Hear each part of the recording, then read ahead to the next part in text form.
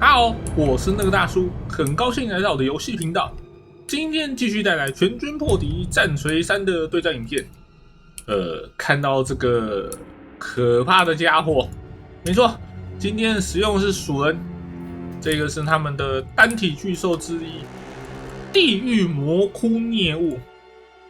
它的血量非常的多啊，这边看到6000多的血，这个非常的好。非常适合当肉盾，然后本身呢是属于反大型的单位，可以跟对方的大型单位正面互 A 啊。其实这个蛮少使用的，因为鼠人其实很多单位都很好用。那这次呢，主要就是想做使用看看。那这个单位呢，我觉得最特别的地方就是这个死而复生，更正，死而复活。他是有机会在自己快要死掉的时候去做一个补血的，不过就是几率性啊，他这边有提到失误的机会是50%，所以有没有发动真的是很看运气啊。好，我们来开始介绍一下其他单位吧。这边带着非常多的奴隶属啊，还有带的是4族战属迟钝版本，基本上都是充当炮灰使用。那主要输出呢是靠后面这4队的魔焰喷射兵，它的模组数量虽然说没有到很多啊，只有16个，但是它的远程威力非常高啊。这边是它算是它的小缺点，它这边的射程只有80。我们可以看到，真的没有到很长，所以要谨慎使用。再来它比较特别的地方就是它带魔法攻击跟火焰攻击，在比较早期的单位来讲的话，同时带这种复合属性算不错，真的算蛮不错的。那左右两边呢是风暴害鼠长戟版本啊，非常的强悍又很好用。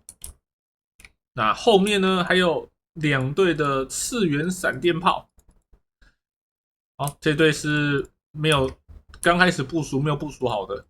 那最后呢，我们领主呢是这个灰先知，主要带就是2个召唤系的法术，这2个都很好用。召唤系法术真的不管是要来进攻或者是拿来做防守都可以。好，那我们看一下这一次的对手是谁？古墓王，没错。古墓王他们有非常多不错的地方，我们现在开始从最前面开始介绍，总共是4队的战车单位，它是拿弓箭的那种战车，当然你要让它冲撞也不是不行，都可以。这就是那种战车单位的这种拿弓的战车单位啊，他们的用处就是这样。你要射箭的时候其实也是可以。而且你要去风筝对方，其实也不是不行。那你要去直接正面冲撞的话，也是可以。而且它弹药量其实算不错，算30发，其实绝对是够用的这种的话就是算蛮惯用角色。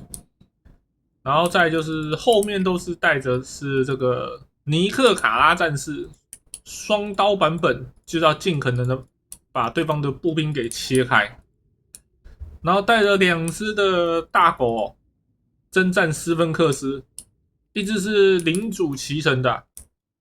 那我们看一下领主骑乘的，那我们带了一些法术啊，这种就是减对方近战攻防的，然后还有这种强化自身的，更正不是强化自身，强化我方单位的法术。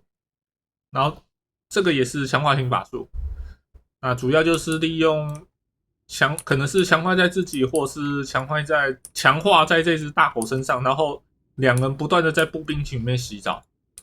那这种拿弓箭手战车呢，就是你要么就是让弓箭手使用，远远的去点对方一些比较高贵的单位，或者是去冲撞对方的步兵。因为古墓王他们的战车模组一个编制是6个，所以撞下去过后会非常恐怖。那正面呢，就是靠双刀去把对方给斩开，去斩杀。好，我们来开始进入战斗吧，看一下这一场是如何。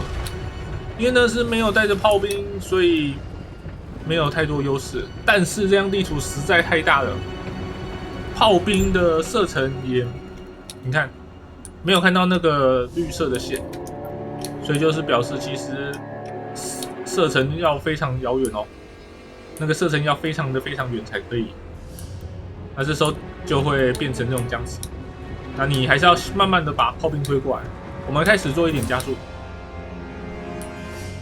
因为要不然刚开始的话都没办法做事啊。好，我们蜀人这边没有要打算做一个防守姿态，全面往前冲。不过地狱蘑菇牛队刚刚有发觉冲太快，所以往后拉，这个就往后撤。因为而且看到对方这边基本上全部都是拿弓箭的，不是普通的战车，所以先往后退。你一直冲出去，被对方4个队伍，每个队伍6个模组这样子激活，你会非常痛苦。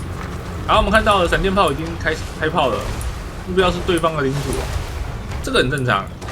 领主那么大只，而且又是不死族，不打领主真的说不过去。哦，这个蜀人像潮水般涌过来啊，这个非常可怕啊！直接切对方身上打。那2队闪电炮呢，也不断的在点对方的领主，要在最快时间内把对方领主给点掉。然后地狱魔夫尼乌也冲了过来去打对方的尼克卡拉战士哦。哦，这一个扫一下，对方也是重创。然后刚刚看到好像自己人被闪电炮打到了，这就是炮兵的比较大的问题啊。好，这边放完速度，刚刚看到，没了，刚刚那特效没了。蜀人很多都吃到惊骇的哦，我们看一下，这个是魔焰喷射兵的攻击，我们看到非常可怕，基本上对方领主要直接蒸发了。魔焰喷射兵就是如此可怕的东西，起火个1-2轮对方就会没了。其实古墓打蜀人理论上讲应该会蛮有优势的。因为蜀人非常怕恐惧，然后这个古墓王基本上是所有单位都带着恐惧，哪怕是步兵单位也带着恐惧。好，对方的这一队也快要没有了，这个征战斯芬克斯也准备要蒸发掉了。跟着他一蒸发掉的话，士气会下降很多。因为像领主没有了，那就是看哪一个单位、哪个兵牌的那个战斗能力比较好。只要那种东西一直倒下的话，会士气很容易触发连锁崩溃。好的，那这边被围着就蒸发了。这就是不带炮兵的下场。真的，如果你的派系有炮兵，建议最少出个1个会比较好。没有炮兵就是很容易会被对方有炮兵的那边给欺负，慢慢欺负，那就会过得非常痛苦。其实理论上讲，假如说地图比较小的话，2只大狗应该很快就可以把这边给冲散了，会非常快，非常快速把这边冲散。然后这边基本上就是看状况，如果是对方有单体巨兽冲过来之类的话，这边弓箭手其实可以解决。如果没有的话，其实就要切换成为近战模式去撞对方一些单位的屁股。这种拿着弓箭的战车其实非常好用，但是非常需要操作，也非常需要你现场的判断。你要他做什么事情，你要赶快先决定好。要不然就会发生可能像刚刚那样子，就其实这个成绩没有到很好，我觉得。好的，那以上就是今天所有影片内容了。如果喜欢我的影片，帮我点个赞，并且分享出去。我是那个大叔，我们下次再见，拜拜。